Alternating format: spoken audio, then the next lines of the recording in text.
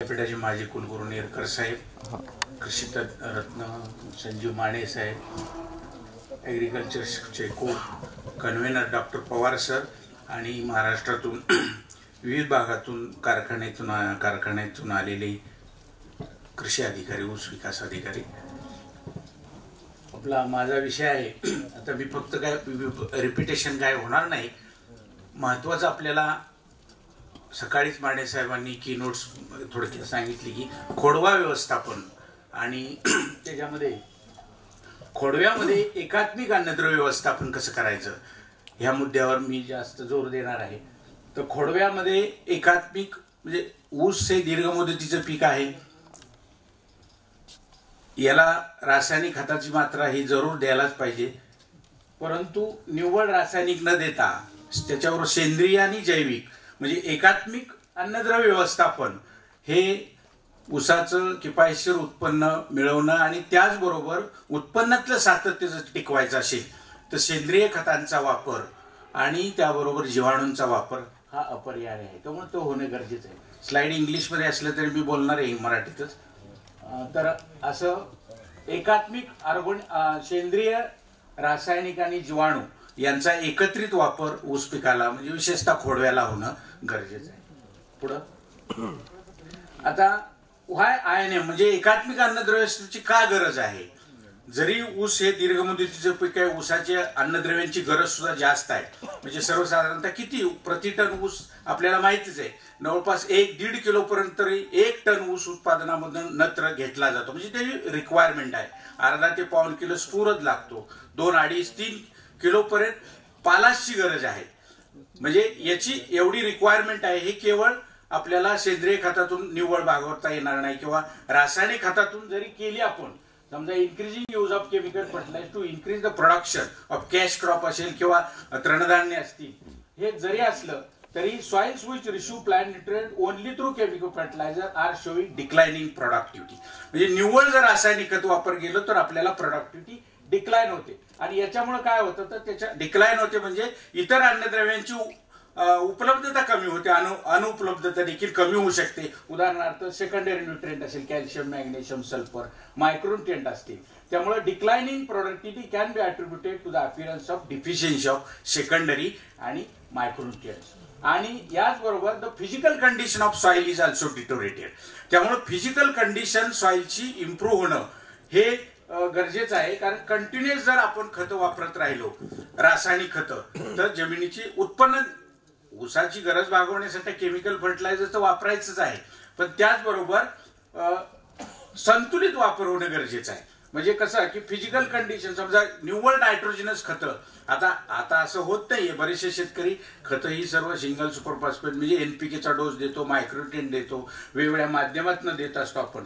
पण तरी परंतु निव्वळ जर नायट्रोजनस फर्टिलायझर जर वापरण्यात आले तर त्याच्यामध्ये वॉटर पोल्युशन होऊ शकतं. म्हणजे NO3N सॉइल वॉटरमध्ये लीच आउट होऊन याच्यामुळं ग्राउंड वॉटर क्वालिटी सुद्धा डिस्टर्ब होऊ शकते. अति प्रमाणात नायट्रोजनचं प्रमाण वाढलं तर N2O लेवल सुद्धा वातावरणात बदलते. म्हणजे पर्यावरणाचा ह्रास होऊ शकतो, ओझोन लेअर डिस्टर्ब होऊ शकते. त्यामुळं INM इज नेसेसरी. सध्या त्याची फार गरज आहे. नेक्स्ट म्हणजे आणि हे INM करत असताना, एकात्मिक अन्नद्रव्य वापर करत असताना, समजा जरी आपण खतांच्या किमती वाढलेल्या आहेत, आता शेतकरी खतं सुद्धा काही कमी प्रमाणात वापरतात. समजा high cost of fertiliser, low purchasing power of farming community, समजा ह्या गोष्टी फार महत्वाच्या आहेत. आणि अनलाईक केमिकल फर्टिलायझर्स, समजा त्याच्याबरोबर ऑर्गॅनिक मॅन्युअर, बायो फर्टिलायझर्स जे काय आपल्याला लोकली उपलब्ध होतील. आता विचार करण्यासारखी गोष्ट आहे. आता आपण 5टाचं व्यवस्थापन करणारच आहोत. खोडवा हा कंपल्सरी सर्व जातींचा ठेवायचा आहे. पण शेणखत किंवा इतर सेंद्रिय खत कोण खोडव्याला देतं का? फार कमी शेतकरी देतात. खोडव्याला रासायनिक खताचीच मात्रा होते. त्यामुळं सेंद्रिय खत सुद्धा देणं गरजेचं आहे. आणि ते तर द्याच, पण त्याचबरोबर नैसर्गिकरित्या आपल्या शेतात जी पाचट उपलब्ध आहे, ही पाचटाचं आच्छादन, निव्वळ आच्छादन नाहीये, त्याचे खूप फायदे पवार साहेबांनी पाचटाचे फायदे विशद केलेलेच आहेत. तर याचा अन्नद्रव्य म्हणून सुद्धा उपयोग होणार आहे. ओलावा जमिनीत टिकणार आहे. कर्बग्रहणाची क्रिया वाढणार आहे उभ्या पिकामध्ये सुद्धा. CO2चं कर्बग्रहण झाल्यामुळे इव्हन ऑक्सिजन सुद्धा हवेतलं प्रमाण वाढणार आहे. त्यामुळे पर्यावरणाचा जो काय सध्या ऱ्हास होतो, पाचट जाळून म्हणा, आणि तो ठेवल्यानंतर कसा तो कमी होऊ शकतो, याच्यासाठी ट्रॅश मॅनेजमेंट हे सगळ्यात महत्वाचं. त्यामुळं ऑर्गॅनिक वेस्ट जी काय आपल्याला ऑर्गॅनिक क्रॉप वेस्ट असेल म्हणजेच पाचट, हे आपण खोड्यामध्ये ठेवून जर रासायनिक खताचा, जीवाणूंचा खताचा जर वापर केला, त्यालाच आपण एकात्मिक अन्नद्रव्य म्हणतो, तर आपल्याला निश्चित खोडव्याचं सुद्धा निडव्याचं उत्पन्न वाढवू शकतो. नेक्स्ट, तर का आता हे आताच सांगितलं व्हाय टू यूज ऑर्गॅनिक मॅन्युअर. तर ऑर्गॅनिक मॅन्युअर, सेंद्रिय खतं ही काही 100% अन्नद्रव्य पुरवू शकत नाही. सेंद्रिय खतांचं मेन कार्य काय आहे, तर जमिनीची भौतिक गुणधर्म सुधारणे. भौतिक म्हणजे काय, आता जमिनीमध्ये आपण म्हणतो वापसा कंडिशन. वापसा कंडिशन असेल तरच अन्नद्रव्य उपलब्ध होतं. तुम्ही साधं उदाहरण घ्या, सरीमध्ये किंवा जिथं पाणी जास्त साठतं तिथं अन्नद्रव्य उपलब्ध होत नाही. वापसा कंडिशन म्हणजे आता वरंबा असतो किंवा बेड असतात, या ठिकाणी एक्सेस पाणी निचरा होतं, आणि जमिनीची जी काय वॉटर होल्डिंग कॅपॅसिटी आहे सेंद्रिय खतामुळं किंवा मशागतीमुळे जी आपण मेंटेन केलेली असते, ती जर मिळाली तरच अन्नद्रव्य पिकाला मिळत असतात. म्हणजे हवा आणि पाणी यांचं जर संतुलन मेंटेन करायचं असेल तर सेंद्रिय पदार्थ, सेंद्रिय हवेतला, जमिनीतला सेंद्रिय कर्ब वाढवणं फार गरजेचं आहे. म्हणजे हवा, पाणी आणि सेंद्रिय कर्ब ह्या 3 गोष्टी अन्नद्रव्यांची उपलब्धता मेंटेन करत असतात. त्यामुळं फिजिकल प्रॉपर्टी सुधारते, म्हणजे जमिनीची जडणघडण सुधारत असते. सेंद्रिय पदार्थ काय करतो, दोन्ही गोष्टी साध्य करतो. कसं, तर ज्या जमिनी हलक्या आहेत अशा ठिकाणी पाणी धरून ठेवण्याची क्षमता वाढवणं गरजेचं असतं. त्यावेळेला सेंद्रिय पदार्थ पाणी धरून ठेवण्याची क्षमता वाढवतात. ज्या जमिनी काळ्या आहेत, खोल आहेत, 1 मीटरपेक्षा खोल आहे, ऊसाच्या तर सर्वसाधारणतः 80% जमीन आपण या जमिनीमध्येच नियोजन करतो की ज्या भारी काळ्या खोल आहेत, अशा ठिकाणी जादा पाणी धरून ठेवलं जातं. जादा पाणी सुद्धा जमिनीत असेल तर अन्नद्रव्य उपलब्ध होत नाहीत. अशा वेळेला सेंद्रिय खतं दिली वेगवेगळ्या माध्यमातून, शेणखत असेल, कंपोस्ट असेल, गांडूळ खत असेल, तर त्याच्यामध्ये निचरा सुद्धा योग्य राखला जातो. म्हणजेच हवेत वापसा कंडिशन मेंटेन केली जाते. म्हणजे सेंद्रिय खतं हे परिस्थितीनुसार दुय्यम दृष्टीनं आपल्याला फायद्याचे आहेत. केमिकल प्रॉपर्टी सुधारते, म्हणजे अन्नद्रव्यांचाही पुरवठा होत असतो. परंतु रासायनिक खताला हे सबस्टिट्यूट नाहीये सेंद्रिय खत, हे एक लक्षात ठेवा. म्हणजे पर्याय नाहीये. जमिनीची भौतिक गुणधर्म सुधारणं, सुपीकता पातळी वाढणं आणि ती टिकवून ठेवणं. नंतर बायोलॉजिकल प्रॉपर्टीजची सुद्धा सुधारणा होते. ती कशी काय, तर सेंद्रिय खतामुळे जीवाणूंची खाद्य वाढलं जातं, आणि जीवाणू हे फार महत्वाचे आहेत. जीवाणूमुळे जे आपण रासायनिक खत देत असतो त्याची कार्यक्षमता वाढवली जाते जीवाणूंच्या मुळे. आता उदाहरणार्थ नायट्रोजन सारखे फर्टिलायझर्स आहेत किंवा कुठले पालाश असतील, स्फुरद असतील, हे phosphatic, potassium fertiliser, nitrogenous fertiliser हे जमिनीमध्ये वापरल्यानंतर ते जे पिकाला उपलब्ध होतात, म्हणजे ती नायट्रिफिकेशन जे रेट आहे किंवा जे युरियामध्ये CONH2 आहे, अमोनिकल फॉर्ममध्ये नायट्रोजन आहे, त्याचं कन्व्हर्जन NO2 मध्ये होतील, NO3 मध्ये होईल, आणि NO3 मध्ये कन्व्हर्जन झाल्यानंतर पीक ते घेत असतं. आणि हे जे कन्व्हर्जन आहे, नायट्रिफिकेशन आहे, मिनरलायझेशन आहे, हे केवळ जीवाणूमुळे होत असतं. नायट्रोसोमोनास आणि नायट्रोबॅक्टर हे 2 जीवाणू हे नायट्रिफिकेशन करत असतात केमिकल फर्टिलायझरचं, NO3 मध्ये कन्व्हर्जन करत असतात. त्यामुळे जीवाणूंची संख्या वाढणं ही गरज आहे, आणि ही जीवाणूंची संख्या वाढण्यासाठी सेंद्रिय खतं ही मस्ट आहे, म्हणजे देणं गरजेचं आहे. मग त्याच्याबरोबर सप्लाय द प्लांट न्यूट्रियन्स 100% काही सफिशियंट ते देऊ शकत नाहीत, पण त्याच्यामधून समजा शेणखतात किती असतो, पाऊण किलो 0.7 to 1% जास्त, 1% सुद्धा नसतो शेणखतामध्ये नायट्रोजन. त्यामुळे अन्नद्रव्यांची पुरवठा हा कमी असतो, कंटेंट कमी असल्यामुळं, पण तरी परंतु ते सेकंडरी आपल्याला सर्व मायक्रोन्यूट्रिएंट अन्नद्रव्यांचा पुरवठा होत असतो. Increase the use efficiency of chemical fertilisers, जे काय आपण केमिकल फर्टिलायझर देत असतो त्याची कार्यक्षमता ते वाढवत असतं. त्यामुळे ऑर्गॅनिक मॅन्युअर हे देणं गरजेचं आहे. नेक्स्ट, मग कुठले कुठले सोर्सेस आहेत, त्या गांडूळ खत आहे, कंपोस्ट खत आहे, शेणखत आहे, म्हणजे खोडव्याला सुद्धा हे देणं गरजेचं आहे. आता आपण सुरुवातीला सांगितलं प्रस्तावनामध्ये किंवा सगळीकडेच पाचट ठेवली पाहिजे, सर्व सरीमध्ये एकाड एक सरी असेल अशा ठिकाणी पाचट ठेवली तर रिकाम्या सरीमध्ये इतर सेंद्रिय खतं वापरा. पण सेंद्रिय खतं हे देणं खोडव्याला सुद्धा आवश्यक आहे, कारण निव्वळ खोडव्याचं क्षेत्र वाढवून जमणार नाही, जमिनीची सुपीकता वाढली पाहिजे. त्यामुळे सेंद्रिय खतांचा वापर करणं गरजेचं आहे. मग भरपूर पोल्ट्री मॅन्युअर आहे, पिगरी आहे, अर्बन वेस्ट आहे, रुरल वेस्ट आहे, म्हणजे सॉलिड असे, liquid waste from industrial waste. आता कारखान्यांच्या इंडस्ट्रियल वेस्टमध्ये किंवा जे काही डिस्टिलरी आहे इफ्लुएंट मिळतं, तर डायरेक्ट जे इफ्लुएंट आहे कारखान्यामधून तयार होतं, हे डायरेक्ट रॉ इफ्लुएंट कधीच शेतात वापरायचं नाही. ह्याच्यामध्ये पाडेगावला, राहुरीला याच्यावर भरपूर अभ्यास झालेला आहे, संशोधन झाले, विद्यापीठाने शिफारस देखील केलेली. लिक्विड वेस्ट सुद्धा तुम्ही पाचटावर आता टाकू शकता, पण ती कुठली, रॉ नाही. STBAM म्हणजे सेकंडरी ट्रीटेड बायोमेथेड इफ्लुएंट आहे. सोमेश्वर कारखान्यावर आम्ही असताना मी पवार सर 6-8 मध्ये आम्ही ह्याचे भरपूर ट्रायल घेतले, रिस्पॉन्स सुद्धा चांगला मिळाला. पाचटावर जर STBAM जर सोडलं तर पाचट सुद्धा कुजणार आहे, फास्ट आच्छादन सुद्धा राहणार आहे, आणि याच्यामध्ये पालाशचा सोर्स असल्यामुळे अन्नद्रव्यांचा सुद्धा पुरवठा होणार आहे. क्रॉप वेस्ट म्हणजे हे पाचट म्हणून आपण आच्छादन वापरू शकता. नेक्स्ट, आणि मग हे इन जनरल बेनिफिट्स काय आहेत किंवा बेनिफिट्स ऑफ एकात्मिक अन्नद्रव्य व्यवस्थापन. बॅलन्स्ड फर्टिलायझेशन, संतुलित खतांचा वापर आपल्याला होऊ शकतो सेंद्रिय, रासायनिक, जैविकच्या माध्यमातून. सॉइल हेल्थ मेंटेन होते. सॉइल हेल्थ म्हणजे जमिनीचं आरोग्य टिकवलं जातं, म्हणजे भौतिक, रासायनिक, जैविक गुणधर्म सुधारतात. न्यूट्रिएंट यूज इफिशियन्सी वाढते. केमिकल फर्टिलायझर मार्फत जे आपण न्यूट्रिएंट देणार आहे त्याची कार्यक्षमता सुद्धा वाढत असते. Improvement in nutrient response efficiency, म्हणजे काही अन्नद्रव्य जर जास्त झाले तर काही अन्नद्रव्यांची कमतरता कमी जाणवते, काही कमी असले तर त्याची एक्सेस झाले तर टॉक्सिसिटी सुद्धा होऊ शकते. म्हणजे यूज इफिशियन्सी, रिस्पॉन्स अन्नद्रव्यांचा सुद्धा आपल्याला सेंद्रिय खतामुळं, जीवाणूंच्यामुळं, अशा एकत्रित वापरामुळं होऊ शकतो. Long term sustainable soil productivity, म्हणजे शाश्वत उत्पन्न आपण घेऊ शकतो जमिनीची सुपीकता पातळी टिकून. खोडव्यामध्ये देखील decrease in loss through leaching losses, निचऱ्या वाटेच्या अन्नद्रव्यांचा ऱ्हास होतो, तो होऊ शकत नाही सेंद्रिय, रासायनिक, जैविक एकत्रित वापरली तर. एनहान्स्ड बायोकेमिकल प्रॉपर्टीज, म्हणजे जैव केमिकल प्रॉपर्टीज सुद्धा सुधारतात, म्हणजे जीवाणूंची संख्या वाढते, केमिकल अन्नद्रव्यांचा न्यूट्रिएंट सप्लाय वाढतो, त्याची उपलब्धता वाढते. रिटेन्शन आणि रिसायकलिंग ऑफ न्यूट्रिएंट्स, म्हणजेच रिसायकल म्हणजे जमिनीतून जे घेतलेलं अन्नद्रव्य, ज्या क्रॉप वेस्ट घेतले तेच वेस्ट जर परत आपण त्या जमिनीत टाकलं तर तेच आपल्याला रिसायकल होतं. इको फ्रेंडली, एन्व्हायरमेंटल पोल्युशन कमी करू शकतो. त्यामुळं हा एक बेनिफिट आहे, आणि अशा पद्धतीने आपण टोटल न्यूट्रिएंट रिक्वायरमेंट आपण IMO करू शकतो. नेक्स्ट, आता मगाशी सांगितलं पवार साहेबांनी की व्हाय टू यूज ट्रॅश इन रटून, हे फार गरजेचं आहे. खूप फायदे आहेत त्याच्यामध्ये, ते काही रिपीट करत नाही मी.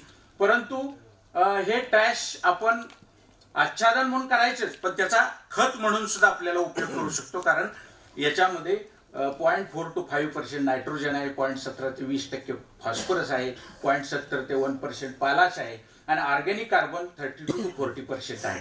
त्यामुळे एवढा अन्नद्रव्यांचा पुरवठा याच्यात असल्यामुळं, कंटेंट असल्यामुळं, ते जर आपण आच्छादन म्हणून केलं आणि नंतर त्याचं सेंद्रिय खत झालं 3-4 महिन्यानंतर, तर आपल्याला प्रति हेक्टरी समजा सरासरी 8 ते 10 टन जर पाचट निघालं तर हेक्टरी, म्हणजे नैसर्गिक साधन संपत्ती आपण कशी वाचवून आपण केमिकल फर्टिलायझर कसं वाचू शकतो ते दाखवलेले. म्हणजे 1 टन एका हेक्टर मध्ये आहे तेवढीच पाचट जर आपण खोडव्यात ठेवली तर 50 किलो पर्यंत आपण नायट्रोजन मिळवू शकतो, 20 किलो पर्यंत स्फुरद मिळवू शकतो, आणि 100 किलो पर्यंत पालाश आपल्याला मिळू शकतात. त्यामुळे आपल्याला खतांची गरज सुद्धा, खतावर जास्त विसंबून राहता येत नाही. एवढी रासायनिक डोस आपण कमी केला तरी रासायनिक खतांची मात्रा कमी होते.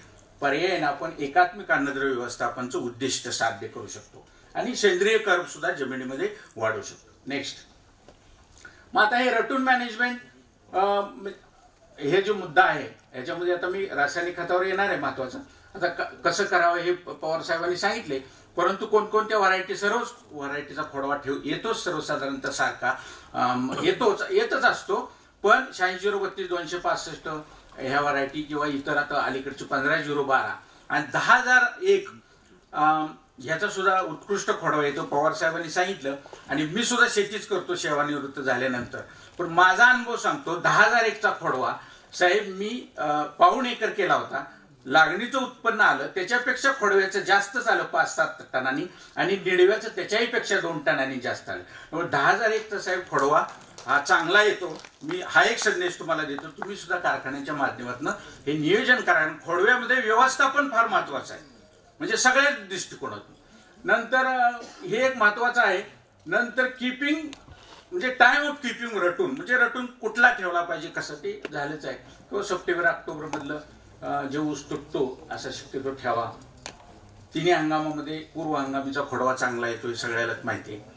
आणि नंतर आफ्टर केअर म्हणजे टिलेज ऑपरेशन, खोडवा लागणीचा ऊस तुटल्यानंतर किंवा खोडवा तुटल्यानंतर नेक्स्ट खोडवा ठेवायचा असेल तर हे जे ऑपरेशन आहेत वेळेत होणं गरजेचं आहे. पाचट पसरून घेणं, बुडके छाटणं, त्याच्यावर 22 टीनचा फवारा करणं आणि पाचटाचा CN रेशो वाईड असल्यामुळं ते कुजणं सुद्धा महत्वाचं आहे. त्यामुळे तो CN रेशो कमी करण्यासाठी N आणि P आपण रिकमेंड केलेला आहे. तो हेक्टरी 80 kilo urea, 100 kilo superphosphate, 10 kilo decomposing culture पाचटावर एकत्रित टाकणं गरजेचं आहे. आणि मी ते सांगितलं तसं STBME म्हणजे काय, सेकंडरी ट्रीटेड बायोमिथेनेटेड इफ्लुएंट, हे सुद्धा तुम्ही पाचटावर टाकलं तर कुजण्याची क्रिया फास्ट होईल, न्यूट्रिएंट सप्लाय सुद्धा होईल. PMC सुद्धा वापरू शकता, प्रेस मडके. नेक्स्ट मग हे ऑपरेशन दाखवलेत बाबा, सर्वसाधारण पाचट पसरून घ्या, बुडके मोकळे करा, नेक्स्ट बुडके छाटून घ्या, नेक्स्ट 22 टीनचा फवारा, नेक्स्ट. आता हे काही रिपीट करत नाही. खतं जीवाणू सेपरेट टाका आणि खतांची मात्रा पाचट कुजवण्यासाठी जी आहे ती सेपरेट टाकणं गरजेचं आहे. नेक्स्ट मग फर्टिलायझर ऍप्लिकेशन. आता हे एक महत्वाचा मुद्दा आहे, ह्याच्यावर आपण जरा व्यवस्थित चर्चा करू की application of fertiliser by crowbar. आता आपण ट्रॅश ठेवणार आहे, त्यामुळे क्रोबारनीच मुळांच्या कार्यक्षेत्रात खोलवर खतं देणं गरजेचं आहे. ऊसाचा जो डोस आहे आपला 250-115 हा 115 पाहिजे, तिथं 250-115 हा रटूनचा डोस आहे. निडव्याला तोच आहे. किती खोडवे ठेवले तरी रटूनचा डोस हा सेम असतो. फक्त 86-0-32ला 300-140-140 हे NPK ची मात्रा द्यायची आणि ही खोडव्याला 2 वेळेला विभागून देणं गरजेचं आहे. पहिल्या पाण्याच्या वेळेला म्हणजे पहिल्या 15 दिवसात खताचा डोस देणं गरजेचं आहे. 125 किलो नायट्रोजन म्हणजे 271 किलो युरिया, 58 किलो स्फुरद म्हणजे 363 kilo single superphosphate, 58 kilo potash म्हणजे 97 किलो म्हणजे सर्वसाधारणतः 100 किलो म्युरेट ऑफ पोटॅश. हे पहिलं डोस द्यायचा पाहरीनं आणि नंतर दुसरा डोस 135 दिवसानंतर. 86-0-32 असेल तर 86-0-32चा सुद्धा खोडवा चांगला येतो. काही वेळेला आता 86-0-32चं उत्पन्न कमी येतं, लागणीचं सुद्धा तक्रार आहे किंवा खोडव्याची. काय होतं, 86-0-32चा डोस हा वाढवून शेतकऱ्यांच्याकडे दिला जात नाही, त्याला देणं गरजेचं आहे. ही शिफारस आहे आपली. 25% NPK ही एक्स्ट्रा देणं गरजेचं आहे. आणि हे NPK ची मात्रा दिल्यानंतर सूक्ष्म अन्न घटक आयर्न, मॅंगनीज, कॉपर हे माती परीक्षेनुसार शक्यतो द्या. कमतरता असेल तरच द्या. ब्लँकेट ऍप्लिकेशन करण्यात काय अर्थ नाही. मायक्रोन्यूट्रिएंट जर एक्सेस झाले तर त्याची टॉक्सिसिटी होऊ शकते. परंतु सर्वसाधारण झिंकची कमतरता 52 ते 55% आपल्याकडे झिंकची कमतरता आहे सर्रास पश्चिम महाराष्ट्रामध्ये. त्यामुळं for increasing रटून yield of रटून 25 kg ferrous sulphate, 20 kg zinc sulphate, 10 kg manganese sulphate आणि 5 kg बोरॅक्स जर शेणखतात मिक्स करून जर आपण दिलं, खोडव्यामध्ये टाकलं आपण किंवा पाहणी खत देत असताना, त्याचबरोबर जर ही सुद्धा खतं खोलवर जर दिली पहिला हप्ता तर आपल्याला अन्नद्रव्याची, सूक्ष्म अन्न घटकांची सुद्धा कमतरता जाणवत नाही. नेक्स्ट आता ही अशी पहार आहे, मग अशीच दाखवलं चित्र. ह्या पहारीने असं आपण खत देणं गरजेचं आहे, म्हणजे मुळांच्या कार्यक्षेत्रात खत मिळू शकतं. कारण का माहितीये का, खतं ही रूट झोन मध्ये देणं का गरजेचं आहे की इव्हॅपोरेशन लॉसेस काय असेल, लिचिंग लॉसेस काय असतील तर ते कमी होतात. विशेषतः ते नायट्रोजनच्या बाबतीत जास्त होतात leaching losses. Use efficiency of nitrogen fertilisers 30 ते 40-45% आहे, म्हणजे जवळपास 50% वाया जातात. फॉस्फरस यूज इफिशियन्सी 15 ते 20% आहे. आणि ती का आहे तर फॉस्फरसची मुवमेंट फार कमी आहे. म्हणून मी ती काही महत्वाचं ब्रिकेटच्या मध्ये सांगणार आहे तुम्हाला की खोलवर पाहरीने खतं दिल्यामुळं, मुळांच्या कार्यक्षेत्रात दिल्यामुळं पीची उपलब्धता वाढते. कारण पी जर जमिनीवर पडला, सिंगल सुपरफॉस्फेट असेल, DAP असेल, याच्या मार्फत दिलेला तर तो मुळांना मिळत नाही, पिकांना फार कमी मिळतं, म्हणूनच त्याची युजिफिशियन्सी कमी. म्हणून रूट झोन मध्ये खतं देणं, पहारीने खतं देणं सध्याच्या खोडवा व्यवस्थापनामध्ये आता, तरच खोडव्याचं उत्पन्न वाढेल. नुसतं खोडव्याचं एकरेज वाढवून उपयोग नाही. नेक्स्ट, हे डबल क्लिक करा. आता ही जी मशीन आहे, माने साहेबांनी पहारीने खतं द्यायचं. आता मला सांगा किती लोक पहारीने खतं देतात? मान्य आहे, खतांची कार्यक्षमता वाढते खोलवर खत दिल्यामुळं. पाडेगावचं हे फार जुनं रिकमेंडेशन आहे, परंतु इम्प्लिमेंटेशन फार कमी होतं, कारण लेबर लागतात, साहजिक आहे लेबर लागतात. परंतु आता काही शेतकऱ्यांनी काही इंडिजिनस टेक्नॉलॉजी म्हणा डेव्हलप केलेली आहे, किंवा तो ग्रास कटरचा जो पुढचा आहे भाग, त्याला हा कटर जोडलेला आहे 15 ते 20 सेंटीमीटरचा.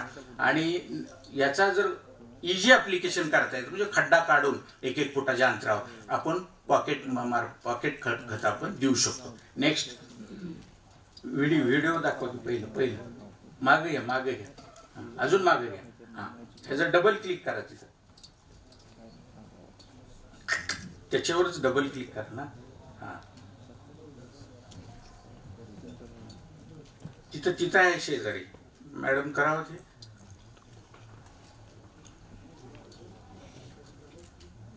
हा, इकडे व्हिडिओ प्लेवर करा, व्हिडिओ प्ले. हा, तिथं व्हिडिओ प्ले करा. बघा खाली होईना का? होतो की तो? हा, तिथं करा. तर हे हा ठीक आहे. तर 1-1 फुटावर आपण म्हणजे ह्याच्यामुळे वेळ वाचतो आणि चांगल्या पद्धतीने इक्वल डिस्ट्रीब्युशन मध्ये आपल्याला होल 15 ते 20 सेंटीमीटर करता येतं आणि याच्यामध्ये खत टाकता येतं. आता मागे चला, मागे तुम्ही लांब पुढे गेला. हा ठीक आहे, चला पुढे. तर अशा पद्धतीनं खत वापरणं गरजेचं आहे. पॉकेट ऍप्लिकेशन, त्याला पर्याय सुद्धा निघालेले आहेत. तर न्यूट्रिएंट ही एक महत्वाचं स्लाइड आहे, टेबल. खतं वापरत असताना आपण ते बल्क क्वांटिटी असतील, वॉटर सोल्युबल असतील किंवा चिलेटेड फॉर्ममध्ये असतील, तर आपण खतांची कार्यक्षमता वाढवण्यासाठी, खतांची उपयुक्तता वाढवण्यासाठी, ती पिकाला त्याच्या वेगवेगळ्या स्टेजमध्ये उपलब्ध होण्यासाठी खतांचे काही वेगवेगळे गुणधर्म असतात, ते सुद्धा आपल्याला लक्षात असणं गरजेचं आहे.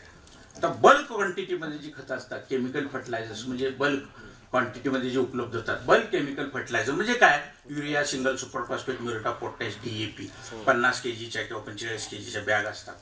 अशा स्वरूपातल्या खतांची जी उपलब्धता असते ती कशी असते, किती दिवसांनी होते?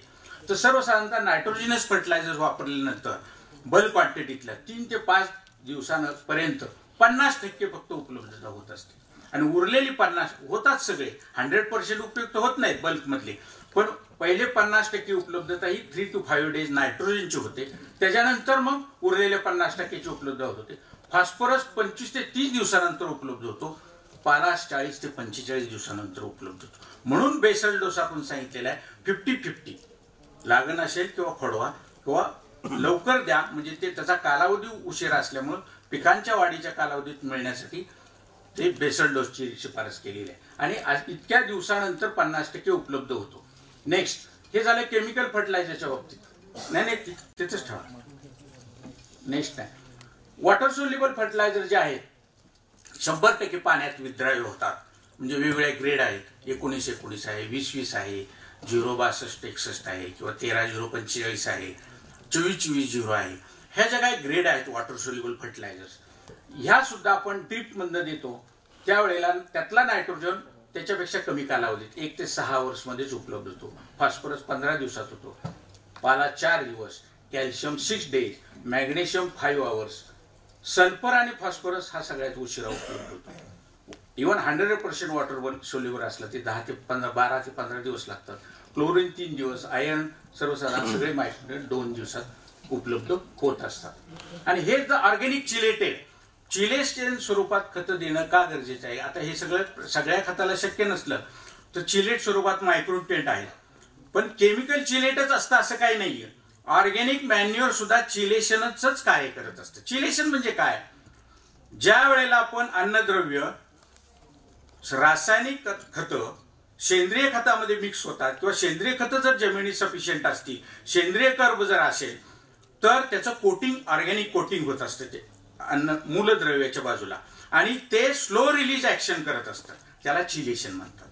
मग बाजारामध्ये चिलेटेड फर्टिलायझर सुद्धा आहे.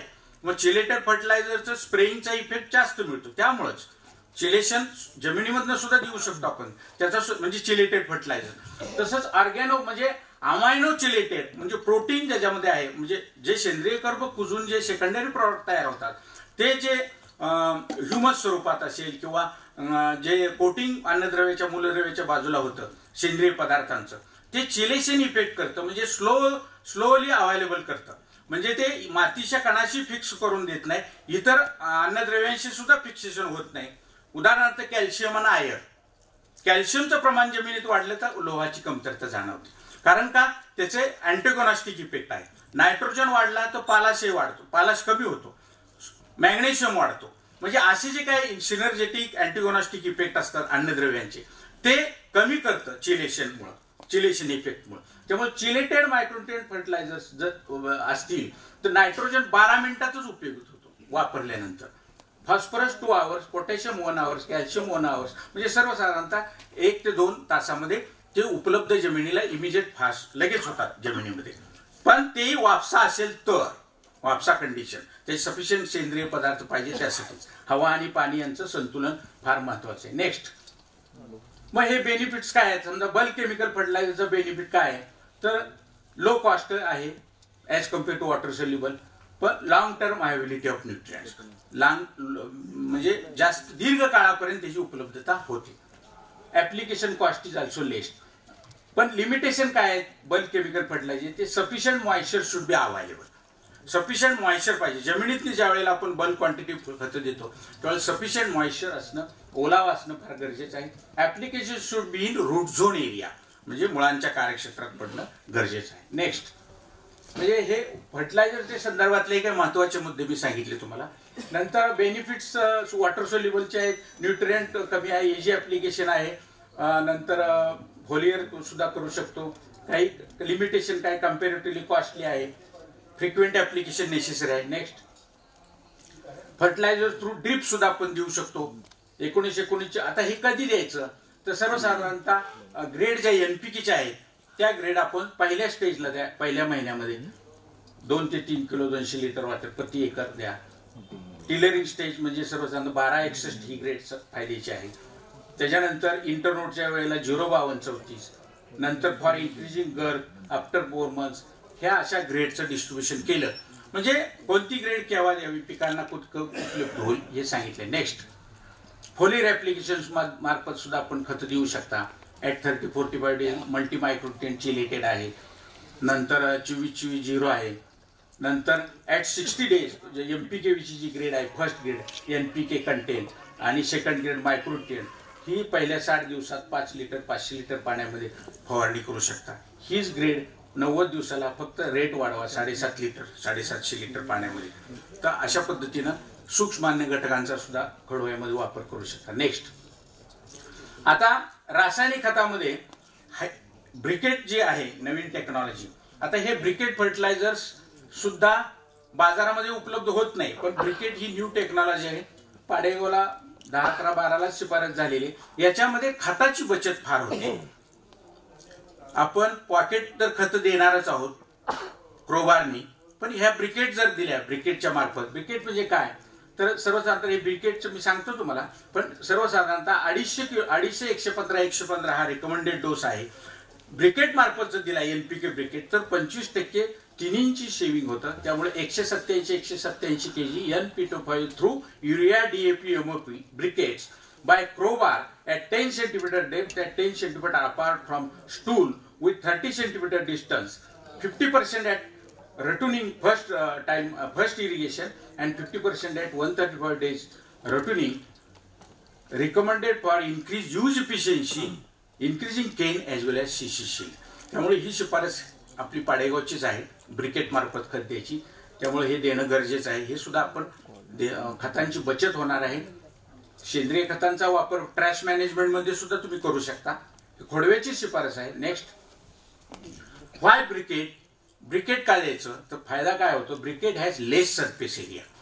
लेस सरफेस एरिया म्हणजे एक लक्षात ठेवा, ज्या फर्टिलायझर मॉलिक्युल्सला सरफेस एरिया जर जास्त असेल त्याचं जर फिक्सेशन फास्ट होतं, म्हणजे अविद्राव्य घटकात रूपांतर होत असतं. आणि ब्रिकेटने हे साधलेलं आहे, खतांचा सरफेस एरिया कमी केलाय ब्रिकेटमुळं. ज्या वेळेला त्याचा आकारमान वाढवतो त्यावेळेला सरफेस एरिया कमी होतो. सरफेस एरिया कमी झाला की मातीच्या कणाशी संपर्क कमी आला की फिक्सेशन कमी होतं, लिचिंग लॉसेस कमी होतात, व्होलटायझेशन लॉसेस कमी होतात, त्यामुळे यूज इफिशियन्सी वाढते. आणि हे ब्रिकेटने आपण साध्य करू शकतो. Dissolve slowly maximum period of crop growth, म्हणजे ते मेंटेन केलं जातं. Maintain higher level of nitrate nitrogen in soil during crop growth period, म्हणजे पिकांच्या वाढीच्या अवस्थेमध्ये NO3 ची लेवल मेंटेन केली जाते आणि जे पीक नायट्रोजन NO3 मार्फतच घेत असतात. त्यामुळे हा ब्रिकेटचा फायदा आहे आणि इझी ऍप्लिकेशन आहे. आता ती काय अवघड नाहीये फारसा. आता पाहणीने आपण खत देणार आहे तिथंच गोळे जर ह्या ब्रिकेट सोडल्या तर सगळ्यात बेनिफिट मिळू शकतं. नेक्स्ट, यूज इफिशियन्सी कशी वाढते. आता ही प्रत्येक अन्नद्रव्यांची उपयुक्तता आम्ही टेस्ट केलेली. ही पाडेगावचं शिफारस आहे. मी असताना पाडेगावला percent increase over nutrient efficiency over straight fertiliser, म्हणजे सरळ स्वरूपातली जी खतं आहेत त्याची जी तुलना केली तर पर्सेंट इन्क्रीज नायट्रोजन इफिशियन्सी 33% सरळ खतापेक्षा जास्त मिळते. नायट्रोजनची, फॉस्फरसची 39% वाढते, पोटॅशियम 56% वाढतं. म्हणजे इन जनरल सरासरी फर्टिलायझर इफिशियन्सी ही 43% वाढू शकते ब्रिकेटमुळे. Next briquette application with trash केलं तर मग सेव्हिंग होणार आहे. सेव्हिंग टाइम आहे, सेव्हिंग कॉस्ट आहे, सेव्हिंग सीड्स आहे. INM आपण टेक्निक ऍक्सेप्ट होऊ आपल्याला मिळू अचीव्ह करू शकतो. Maintain soil health. नेक्स्ट, आणि आता हे ब्रिकेट कशा करायच्या. सर्वसाधारणतः फर्टिलायझर डोस जो आहे 250, 115, 115 युरिया DAP जर घेतला तर टोटल 888 किलो खते येतात. एकत्र मिक्स करा. ते 25% सेव्हिंग होत असल्यामुळे तुम्ही 187 हा डोस 666 किलो जर खतं दिली ब्रिकेट मार्फत, सेम डोस ऍप्लिकेशन आहे पॉकेट सारखं, तर आपल्याला फायदा मिळू शकतो. नेक्स्ट, ब्रिकेट ऍप्लिकेशन म्हणजे वेट किती असतं तर 2.6 ग्रॅम असतं ब्रिकेटचं. तिन्ही खतांचे एकत्र करून 1 फुटाच्या अंतरावर द्या, 10 ते 15 सेंटीमीटर खोलवर आणि स्टूल पासनं 15 सेंटीमीटर बाजूला. सर्वसाधारणतः 5 ब्रिकेट्स येतात 2.6 ग्रॅमच्या एका डोसला. तो पारींचे फट घेतल्यानंतर ते सोडू शकता. दुसरा डोस तेवढाच 4 फुटाची सरी असेल तर. सरी वाढली तर संख्या वाढेल, बाकी काय होणार नाही. पण खताचा डोस तेवढाच, म्हणजे एवढ्या ब्रिकेट्स पडल्या पाहिजे 666 किलो प्रति हेक्टरी. नेक्स्ट, हे ब्रिकेटर मशीन आहे. आता पॅडीला तर मोठ्या प्रमाणात ही शिफारस झाली, शासनाने सुद्धा दिलेली आहे. ऊसामध्ये सुद्धा होणं गरजेचं आहे. ह्याच्यावर प्रूव्ह झाली टेक्नॉलॉजी. डॉक्टर NK सावंत ही पायनियर वर्कर, त्यांनीच हे विद्यापीठामध्ये NPKची ब्रिकेट्स करा आणि ह्याच्यावर संशोधन होऊन ऊसाच्या क्षेत्रामध्ये त्याचा वापर होणं फार गरजेचं आहे. As compare to other crops fertiliser ऊसाला जास्त लागतात. त्यामुळे जर सेव्हिंग जर 25% नॉट ओनली नायट्रोजन, फॉस्फरस आणि पोटॅशियम ऑल्सो, तर हे होणं फार गरजेचं आहे. त्यामुळे मला DSTच्या माध्यमातून, कारखान्यांच्या माध्यमातून मला एकच सांगायचे, ब्रिकेट प्रूव्ह झालेली आहे. फक्त ऍप्लिकेशन कॉस्ट वाढल्यामुळं हे निग्लेक्ट झाले किंवा अजून मागं पडलेले. जर आपण ऍग्रिकल्चर इंजिनिअरने ह्यात इनपुट देऊन जर मेकॅनिकली जर ऑटोमॅटिक जर खोडव्यामध्ये जर दिल्या तर फर्टिलायझर ऍप्लिकेशन कॉस्ट सुद्धा कमी होणार आहे. नेक्स्ट, ह्याच्यावर डबल क्लिक करा. म्हणजे असंच हे खतं मिक्स केली की ती ह्या अशा ब्रिकेटरमधनं 2.6 ग्रॅमच्या ब्रिकेट्स तयार होतात. होय ना का? ठीक आहे, राहू दे, ठीक आहे. म्हणजे अशा ब्रिकेट्स तयार होतात. एकत्र फक्त खतं मिक्स करायची. युरिया DAP ह्यात SSP वापरायचा नाहीये. फॉस्फरससाठी DAP घ्यायचा, त्याच्यात नायट्रोजन आला तर तो युरियातनं ऍडजस्ट करायचा आणि MOP K साठी घ्यायचा. अशी एकत्र 3 खतं केली तर आपल्याला. आणि DAP सध्या सुपरफॉस्फेटच्या किमती सुद्धा खूप वाढलेल्या आहेत. जर सर्व स्वरूपातलं खत घेतलं युरिया, सुपरफॉस्फेट आणि म्युरेट ऑफ पोटॅश, तर जवळपास हेक्टरी 18,000 खतांचा खर्च येतो. ते जर युरिया DAP MOP घेतलं तर 16,000 खर्च येतो. म्हणजे 2,000 वाचले. आणि तेच युरिया DAP MOPच्या ब्रिकेट बनवल्या तर अजून 2,000 वाचतात. म्हणजे 6,000 ते 7,000 हेक्टरी खर्च आपला ब्रिकेट मार्फत वाचू शकतो. नेक्स्ट, मग हे फायदे आहेत. फर्टिलायझर ब्रिकेट असेल, उड ट्रॅश रूट झोन एरियामध्ये मिळतात. No losses of volatilisation, no leaching losses, weed intensity कमी होते, कारण खतं खोलवर दिल्यामुळे तण उगवत नाहीयेत. ते सर्व खत मुळांना ऊसाच्या मिळत असल्यामुळे तणांची इंटेन्सिटी कमी होते, खुरपणीचा खर्च कमी होतो. मॅक्झिमम फर्टिलायझर यूज इफिशियन्सी वाढू शकते. स्लो रिलीज ऍक्शन राहते, याला इक्वल डिस्ट्रीब्युशन होतं. नंतर increase the yield up to 10 to 15%, saving of NPK by 25%, आणि increase fertiliser use efficiency. Next हे दाखवलेलेच आहे. अशा पद्धतीनं खोडवा मध्ये सुद्धा आपल्याला चांगला येऊ शकतो. नेक्स्ट आता लास्ट कॉम्पोनंट म्हणजे INM मधला जीवाणू खतांचा. तर जीवाणू खत सुद्धा आपण खोडव्याला देऊ शकतो. अझोटोबॅक्टर, अझोस्पेरिलियम, असिटोबॅक्टर, पोटॅशियम सोल्युबलायझिंग बॅक्टेरिया आहेत, phosphorus solubilising, phosphate mobilising bacteria सुद्धा आहेत. मोबिलिटी म्हणजे त्याची मुवमेंट सुद्धा घडवून आणली जाते, असे बॅक्टेरिया आहेत. सल्फर ऑक्सिडायझिंग बॅक्टेरिया किंवा जीवाणूंचा वापर एकात्मिक अन्नद्रव्य व्यवस्थापनामध्ये फार महत्वाचा आहे. नेक्स्ट का, तर त्याच्यामुळे यूज इफिशियन्सी वाढते. केमिकल फर्टिलायझर मी सुरुवातीलाच सांगितलेलं आहे. सोल्युबलाइज होतात न्यूट्रिएंट्स, फॉस्फरस सारखे. पोटॅशियम सोल्युबलायझिंग आहेत, मोबिलिटी मोबिलाइज सुद्धा होतात, हा फायदा आहे. नेक्स्ट डोसेस कसे आहेत, तर ऍप्लिकेशन ऑफ अझोटोबॅक्टर, अझोस्पेरिलियम, असिटोबॅक्टर PSB 1.25 किलो म्हणजे टोटल 500 किलो प्रति हेक्टरी वापरलं तर आपल्याला 25% NP सेविंग होतं. त्याच्यानंतरची शिफारस ऍसिटोबॅक्टर, निव्वळ ऍसिटोबॅक्टर वापरलं तर 50% नायट्रोजन म्हणजे सेविंग होतं 1 लिटर 500 लिटर पाण्यामध्ये रोटनिंगला, आणि त्याच्याबरोबर PSB घ्यावा लागतो म्हणजे फॉस्फरससाठी. तर याच्यामध्ये सुद्धा आपण 25% NPK सेविंग होतं. म्हणजे जीवाणूंचा वापर हा सुद्धा महत्वाचा आहे. नेक्स्ट तर थोडक्यात मी न्यूट्रिएंटचं महत्वाचं जी कार्यक्षमता आहे कशी वापरता येईल ती सांगण्याचा प्रयत्न केलेला आहे. मला वाटतं बेल लवकरच वाजवली, मी लय फास्ट घेतलं, पण महत्वाचा मुद्दा जो सांगायचा आहे, रासायनिक खतावर आपण जर प्रति हेक्टरी 18,000 खर्च करत असतो आणि अशा आपण योग्य पद्धतीने जर पिकांच्या वाढीची अवस्था बघून, खतांची कार्यक्षमता बघून, त्याचे प्रकार बघून, त्याचे कॅरेक्टर समजून जर ऍप्लिकेशन केलं तर यूज इफिशियन्सी वाढते. पर्यायीने आपल्याला खोडव्याचं उत्पन्न सुद्धा जास्त घेता येतं.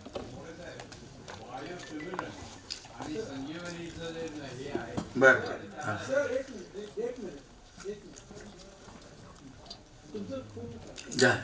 तर thank you doctor More. Thank you sir. Stimulate, biostimulate किंवा संजीववर सेपरेट लेक्चर आहे दुपारी. हा आपण सेमिनार मध्ये बसलेलो आहोत, ह्याची जाणीव ठेवून मी आपल्याला सांगतो की आपला आभारी आहे, आपण उत्तम रीतीने सांगितलं. आता आपण वेळ आहे थोडं आपल्याला, तर प्रश्नोत्तर आणि चर्चा घेऊया.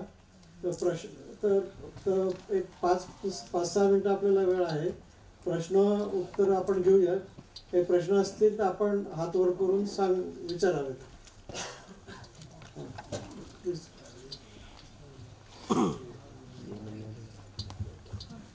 आत्माराम कापरे. आत्ता जे आपण मोरे साहेब तुम्ही हे केलं विवेचन फार चांगलं होतं, पण या सगळ्यासाठी आपली माती ही मऊ असावी लागते. हार्ड पॅन तयार होतात. माती खाणारी गांडूळ त्याचं फार वैशिष्ट्य आहे आणि विशेषतः खोडवा उत्पन्न वाढवण्यासाठी म्हणजे माझा अनुभव आहे. तर ते आणि आता परत लेक्चरमध्ये आहे बायोस्टिम्युलंटचं महत्व आता फार वाढत चाललेलं आहे की ज्याच्यामुळे आपल्याला उत्पादन खर्च कमी येतो. तर त्याबाबत आपण काही मार्गदर्शन केलं तर बरोबर. धन्यवाद.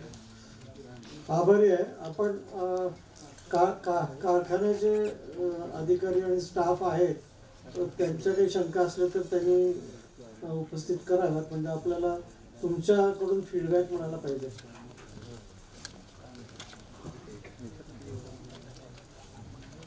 पंकज पाटील, ऊस विकास अधिकारी, कृष्णा.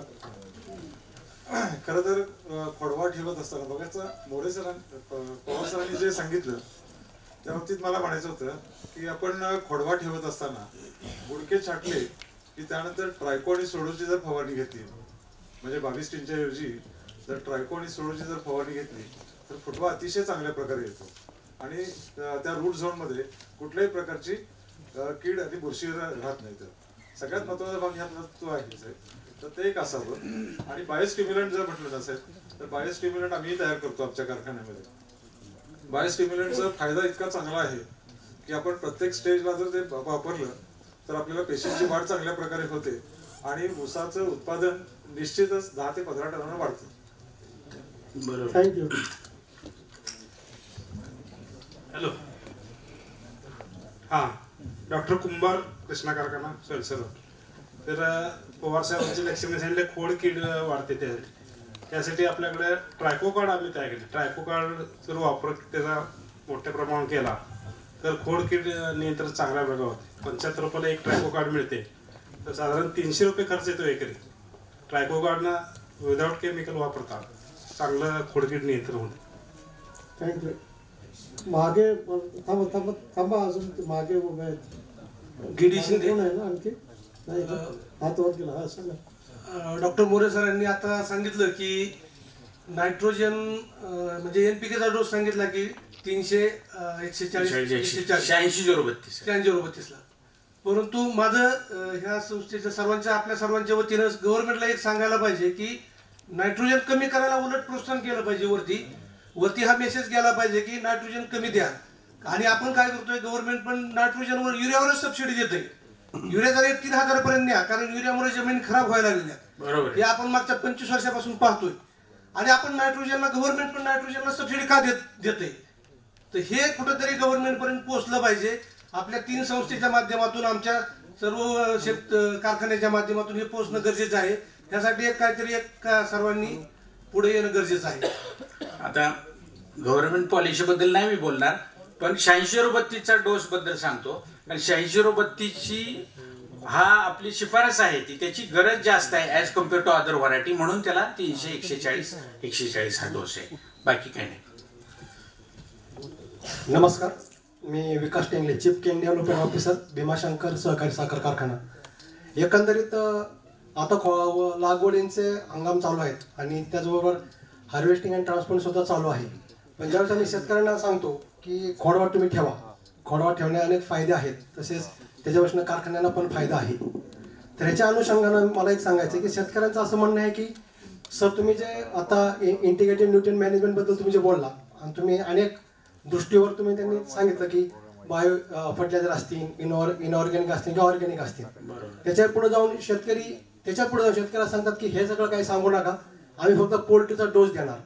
पोल्ट्रीचा डोस देणार आम्ही. त्याच्यावर मला वाटतं बऱ्यापैकी नायट्रोजन कंटेंट आहे आणि त्याच्यावर शेतकरी थांबतात. कारण का आता रासायनिक खतं त्यांना परवडत नाही. ज्यावेळेस आम्ही त्यांना कम्पॅरिझन सांगतो ते ऐकत नाहीत आणि त्यांचं एकच म्हणणं असतं की फक्त पोल्ट्रीचा डोस देणार. ते म्हणतात ना ठोक्या कुठं मारायचा, पण कुठं मारायचा ते कळलं पाहिजे.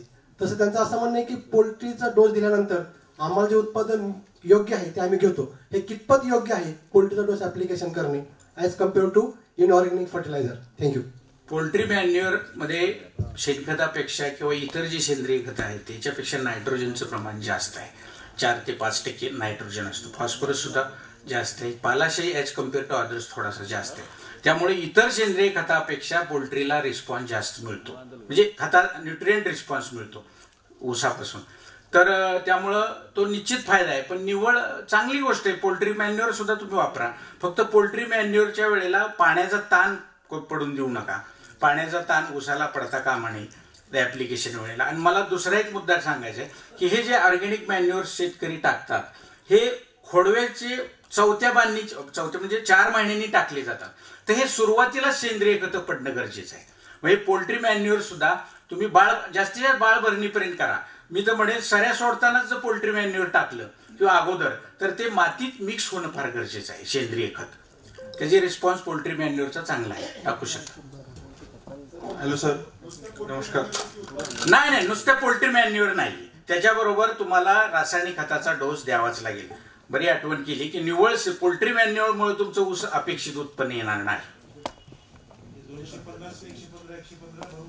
नाही निघणार.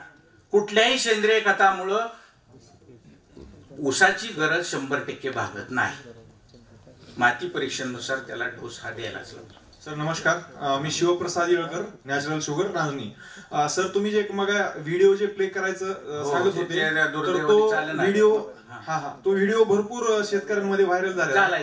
तर टेंभुर्णीचे चव्हाण म्हणून त्यांनी तो पहिल्यांदा व्हायरल केलेला. तर मी त्यांना फोन केला आणि ज्यांनी हे इनोव्हेशन केलेलं आहे, ज्या शेतकऱ्यांनी हे केलेलं आहे, तर त्यांच्यापर्यंत मी गेलो, त्यांना विचारलं. तर त्यांनी काय म्हटले किंवा हे जे आहे हे ऍप्लिकेशन तर हे एक प्रकारे चुकीचं आहे किंवा ह्याच्यावर अशा पद्धतीनं संशोधन असं त्यांना कोणीतरी सांगितलंय की हे जे पॉकेट ऍप्लिकेशन आपण टाकतोय तर ते कुठंतरी एकाच साईडला जात आहे ते, आणि मग तिथं त्या मुळाची कार्यक्षमता आहे का नाही किंवा तिथपर्यंत त्या मुळ्या गेलेल्या आहेत का नाही, आणि त्याच्यामुळे त्यांनी ते स्वतः ज्यांनी आता ते तयार केले किंवा ज्यांनी इनोव्हेशन केले तर तेच वापरायला तयार नाहीत.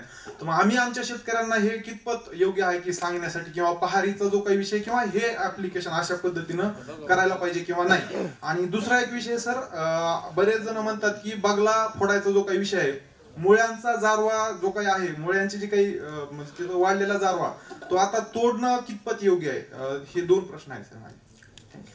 आता पहिलाच तुम्हाला सांगतो, पॉकेट ऍप्लिकेशन मी एका स्लाइड मध्ये सांगितलं तुम्हाला. आता हे फक्त पहारीने खतं द्यायची का नाही, मजूर लागतात आपल्याला, बरोबर आहे का नाही. म्हणजे एकाने खड्डे घ्यायचे 1-1 फुटाच्या अंतरावर. याच्यामध्ये सांगितलंय की 1-1 फूट मिनिमम अंतर ठेवा. तुम्ही 1.5-2 फुटापर्यंत गेला, समजा स्टूलच तिथं नसेल तर तिथं होल घेण्यात काय अर्थ नाहीये. तिथं स्टूल पाहिजे, बुडका पाहिजे किंवा रोप पाहिजे. त्या रोपापासून 10 ते 15 सेंटीमीटर साईडला 10 ते 15 सेंटीमीटर खोल जर तुम्ही होल घेतलं तर ते खतं मुळीच बाहेर जाणार नाही, ते रूट झोन एरियातच पडणार. आता तुम्ही जे ऍप्लिकेशन जर चुकत असेल स्पॉट तर ते दुसरीकडे खतं जाणार. म्हणजे ते ऍप्लिकेशन करताना तो दोष होत असेल, ह्या टेक्नॉलॉजीचा दोष नाहीये तो. आणि हे क्रोबारला हा इंडिजिनस टेक्नॉलॉजी डेव्हलप झाली ही चांगली गोष्ट आहे ना. तुमचे मजूर वेळ वाचलेला आहे. ग्रास कटरचं आपल्याकडे उपलब्धच असतो, त्याला फक्त कटर जोडायचा, होल पाडायचं, म्हणजे होल पाडण्याची टेक्निक आहे फक्त, एवढंच लक्षात ठेवा. पण ते पॉकेट ऍप्लिकेशन हे केव्हाही फायद्याचंच आहे. ह्याच्यावर खूप संशोधन झालेलं आहे विद्यापीठामध्ये. नमस्कार, मी अजय पाटील, ॲग्रिकल्चर क्रांती साखर कारखाना कुंडल. आज शेतकरी काय करायला लागले, शेणखताची उपलब्धता कमी आहे आणि सेंद्रिय खत उपलब्ध होत नाही बाजारात. तर मग जीवामृत स्लरी शेतकरी करतोय त्या शेतावरती. त्याच्यामध्ये रासायनिक खताचा वापर करावा का किंवा जीवामृत स्लरीच्या ऍप्लिकेशन किती असावे याच्या संदर्भात मार्गदर्शन.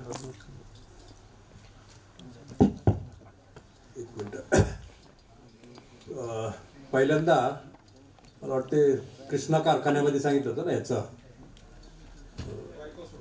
ट्रायकोचं आणि खोडकिडीसाठी आपण जे हे केलेलं आहे त्याबद्दल पहिल्यांदा अभिनंदन करतो. कारण ट्रायको कार्ड विद्यापीठाने शिफारशीत केलेले आहे पण विद्यापीठामध्येच मिळत नाहीत, हे आमचं थोडंसं दुर्दैव म्हणावं लागेल. म्हणूनच तुमचं पहिल्यांदा अभिनंदन. कारण ट्रायको कार्ड इतके रिझल्ट चांगले आहेत, टेक्नॉलॉजी एवढी चांगली आहे, कारण औषध मारण्यापेक्षा आपल्याला फायदेशीर आहे. मी पाडेगावलाही प्रयोग केला पण आमच्या प्रयोगशाळेमध्ये तितके ट्रायको कार्ड मिळाले तर ते वेळेत वापरले जात नव्हते. दुसरं आपण जे विचारलं की नायट्रोजन खताच्या बद्दल विचारलं होतं आपण, की एका बाजूला तुम्ही सांगताय की नायट्रोजन खतं कमी करा आणि दुसऱ्या बाजूला, तर तुम्हाला सांगतो आपण की पाडेगावची शिफारस आहे आपली की 50% नायट्रोजनचा डोस आपण ॲसिटोबॅक्टर वापरले तर कमी करू शकतो. तर ॲसिटोबॅक्टर सुद्धा चांगल्या क्वालिटीचा ॲसिटोबॅक्टर पाहिजे. आणि पूर्वी आम्ही ॲसिटोबॅक्टरसाठी काय सांगायचो की टिपरी तुम्ही त्याच्यामध्ये बुडवा. लोकांना थोडेसे ते बुडवणे किचकट वाटत होते, परंतु आपल्याला लिक्विड हे ॲसिटोबॅक्टर आता आलेले आहेत आणि त्याचे स्प्रे आपण सांगतो. मला वाटतं ह्याच्यामध्ये सुद्धा आपण घेतले ना तुमच्या ऊस संजीवनीमध्ये सुद्धा ॲसिटोबॅक्टरचे, आणि त्याच्यामध्ये 50% आपण नायट्रोजनचा डोस कमी करू शकतो. युरियाच्या ऐवजी आपण जीवाणू खतं वापरणं गरजेचं आहे. नंतर अजून एक काय प्रश्न विचारला होता बरं, जारवा. हा, आता आम्ही ह्या जारवा तोडणे आणि न तोडणे सुद्धा प्रयोग केले होते. जारवा तोडायची गरज नाही खोडव्यामध्ये. आवर्षण काळामध्ये तर अजिबात बिलकुल जारवा तुम्ही तोडायची गरज नाही. पाचट असं तसंच ठेवा. आणि त्यांनी जे खतं सांगितले आपण पहारीच्या अवजाराने वगैरे, तर त्याच्यामध्ये त्याची मोमेंट किती होती, 1 फुटापर्यंत किंवा ज्याचे आपण म्हणून आपण तो 2 फुटावरती होल प्रत्येक स्टोनला घ्यायला सांगितलेले आहेत. आणि जारवा न तोडल्या, जमीन न हलवता हे केलं तर पाणी आपलं त्याच ठिकाणी हे राहतं. म्हणून जारवा तोडण्याची गरज नाही असं मला वाटतं. फक्त त्यामध्ये पाचट तुमचं हळूहळू कुजलं पाहिजे. मल्चिंग म्हणून त्याचा वापर झाला पाहिजे. एकदम फास्ट कुजण्यापेक्षा मल्चिंग म्हणून त्याचा वापर झाला पाहिजे, ह्या विशेषतः आवर्षण काळामध्ये. अजून काय होता प्रश्न? हा आणि हा जारवा पाडेगावला ह्या खोडवा 10 खोडवे घेतले होते, म्हणजे 1 प्लॅन की 9 रटून 10 वर्ष जारवा तोडलेला नाही ट्रॅश मॅनेजमेंट करून, म्हणजे त्याची काही आवश्यकता नाहीये, व्हावंच असं काय नाही. नेक्स्ट जीवामृतचा त्यांनी विचारलेला प्रश्न आहे ना, तर रमेश गंगाई, मुख्य शेती अधिकारी, छत्रपती शाहू साखर कारखाना आणि काउन्सिल मेंबर DST. तर अवर्षण कालावधीमध्ये आत्ताच आपण खोडवा पिकाकरिता रासायनिक खतमात्राची माहिती देत असताना क्रोबार मेथडनी 2 हप्त्यामध्ये देऊन पूर्ण करावी असे विचारलं आणि त्यासोबत 25% पोटॅशची ॲडिशनल मात्रा दिली तर ती फायदेशीर ठरते. तर ही जी मात्रा आहे, कारण अवर्षण कालावधीमध्ये पाण्याचं थोडंसं नियोजन कमी पडतं, तर ही जी ॲडिशनल जी मात्रा आहे 25%, ही आता सर्वसाधारण फेब्रुवारी अखेरचा जरी खोडवा ठेवला किंवा नोव्हेंबरपासून कारखाना चालू होतो आणि त्यानंतरची खोडवी ठेवली जातात, तर ही जी ॲडिशनल 25% पोटॅशची मात्रा आहे ही आम्ही म्हणजे थोडंसं जून नंतर, जूनमध्ये किंवा जुलै ऑगस्ट यामध्ये एक आपल्याकडे पावसाळी डोसची पद्धत म्हणण्याची आहे. तर त्यावेळी जर ही 25% खत मात्रा पोटॅशची आणि ह्याच्यासोबत थोडंसं अमोनियम सल्फेट असं दिलं, अमोनियम उपयुक्त ठरेल. अमोनियम सल्फेट ऐवजी पोटॅशियम नायट्रेट टाका, म्हणजे 13-045 वॉटर सोल्युबल ग्रेड आहे का, ते द्या तुम्ही, फवारणी करू शकता 60 दिवसांनी 70 दिवसांनी. बेसल म्हणण्यापेक्षा फर्टिलायझर म्हणून जमिनीतून सुद्धा पालाशची मात्रा द्या ना तुम्ही. पण हे जर दिलं अजून बुस्टर डोस पोटॅशियमचा वॉटर ट्रेस वाढू शकतो, म्हणजे वॉटर ट्रेस पिकामध्ये निर्माण होऊ शकतो, पाण्याचा ताण सहन करण्याची क्षमता वाढू शकते. कालावधीमध्ये दिलं तरी योग्य आहे. थँक्यू. हो बरोबर आहे, मिरगी डोस म्हणतात तिकडे.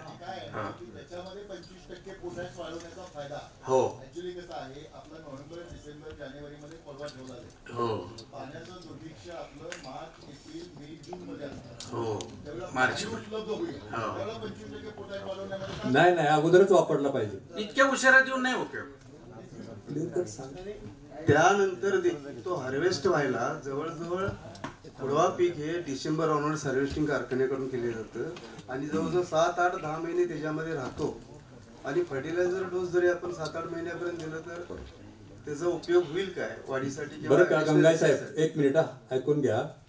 आपण हा 25% डोस का वाढवून दिलाय त्याचं तुम्ही तर शास्त्रीय कारण समजून घ्या, की आवर्षण काळामध्ये त्याच्या मुळांना म्हणा किंवा स्ट्रेस त्याची हे वाढण्यासाठी नंतर देऊन काय फायदा आहे तुम्हाला? देऊ नका नंतर. एवढा रिकमेंडेशन वापरा तुम्हाला असेल तर. कशासाठी द्यायचं आपल्याला त्याचं बेसिक समजून घ्या ना तुम्ही. न्यूट्रिएंटचं बेसिक समजून घ्या, उशिरा देऊन उपयोग होणार नाही. कारण आपल्याला कशासाठी घ्यायचं की स्ट्रेस त्याचा तो सहन करण्यासाठी, कारण त्याच्या स्टोमॅटो ओपनिंग क्लोजिंग मध्ये पोटॅशचा रोल महत्वाचा आहे. आणि त्यासाठी 25% डोस आपण वाढलेला आहे आणि प्रूव्ह केलेला आहे आपण. पूर्वी आता मला वाटतं 25 वर्षापूर्वी रिसर्च झालेले आहे 25% जाधव साहेब असताना. हा सुरुवातीलाच वापरला. हो सॉइल मध्ये राहतो ना तो. पोटॅश लगेच होत नाही, पोटॅश माती बरोबर फिक्स होतं. सरांचं म्हणणं होतं की 25% जादा पोटॅश द्यायचा आहे, तो आवर्षणसाठी द्यायचाच आहे. पण शिवाय त्यांच्या भागामध्ये किंवा सांगली सातारा त्या भागामध्ये कोल्हापूरमध्ये पावसाळी डोस म्हणून पोटॅश वापरतात, त्याच्या सोबत अमोनियम सल्फेट वापरतात. तर तिथून पुढे थोडं थोडं दिलं तर 2-3 महिने पुढे तो ऊस अजून 4-5 महिन्यांनी जाणार आहे. त्या नायट्रोजन साठी म्हणून जो अमोनियम सल्फेट देतात त्याचा उपयोग होईल का? तुम्ही म्हणाला त्याची फवारणी करा, त्या काळावेळेला तिथून पुढे फवारणी करता येत नाही, म्हणून अमोनियम सल्फेट आणि पोटॅश या थोड्या मात्रेत दिले तर सॉइल ऍप्लिकेशन आणि प्रॅक्टिकली त्याचा उत्पादन वाढीमध्ये उपयोग होत असलेलं मला असं वाटतंय बऱ्याच कारखान्यामध्ये शेतकऱ्यांना तो अमोनियम सल्फेटचा साईड इफेक्ट आहे. अमोनियम सल्फेट पोटॅशचा इफेक्ट उशिरा करून उपयोग नाही. पोटॅश हा भरणीच्या वेळेला तुम्ही द्या. 25% वाढीव डोस, रेग्युलर डोस पेक्षा 25% वाढीव डोस भरणीच्या पर्यंत संपवा. कारण वाढीचा कालावधी संपलाय की सूरज पालाश हे उशिरा मी सांगितलं उपलब्ध होत असतात. त्यामुळे उशिरा देऊन ते कधी परत उपलब्ध होणार? त्यामुळे उशिरा देऊन उपयोग नाही. पालाश सुद्धा त्याचा जादा डोस द्या, तो उपयोग तुम्हाला पुढे होईल. वॉटर टेस्ट बरोबर आहे की नाही? ड्रोननं जर फवारणी केली 0050 जर ड्रोननं जर फवारणी केली आपण म्हटलं 50 डोस आपण पोटॅशचा द्यायचा तो सुरुवातीच्या काळात ज्यावेळी थोडंसं पाणी खाली देऊ नंतर जर ड्रोनची फवारणी केली तर त्याचा इफेक्ट निश्चित चांगला जातो. बरोबर आहे पंकज पाटील म्हणतात ते अगदी बरोबर आहे. त्यावेळेला जमिनीतनं देण्यापेक्षा फॉलियर ऍप्लिकेशन जर 2% पोटॅशचं केलं तर ते जास्त पोटॅशियम नायट्रेट. मी जीबी शिंदे सहकार मंत्री शंकरराव कोल्हे सहकारी कारखाना. माझा प्रश्न सरांना आहे का आपलं चुनखडीयुक्त ज्या जमीन आहेत त्याच्यात खत व्यवस्थापन करताना कोणती काळजी घेतली पाहिजे? ठीक आहे. चुनखडीयुक्त जमिनीमध्ये कॅल्शियम कार्बोनेटचं प्रमाण जास्त असतं 10 ते 12%. तर चुनखडीयुक्त जमीन असतील तर खत व्यवस्थापनामध्ये याच्यामध्ये तर सेंद्रिय खतं भरपूर पडणं गरजेचं आहे. रिकमेंडेड पेक्षा थोडी एक्सेस झाली तर त्याचा विपरीत परिणाम काय होत नाही. कारण चुनखडी काय डायरेक्ट शेतात कमी होऊ शकत नाही कॅल्शियम कार्बोनेटचं प्रमाण.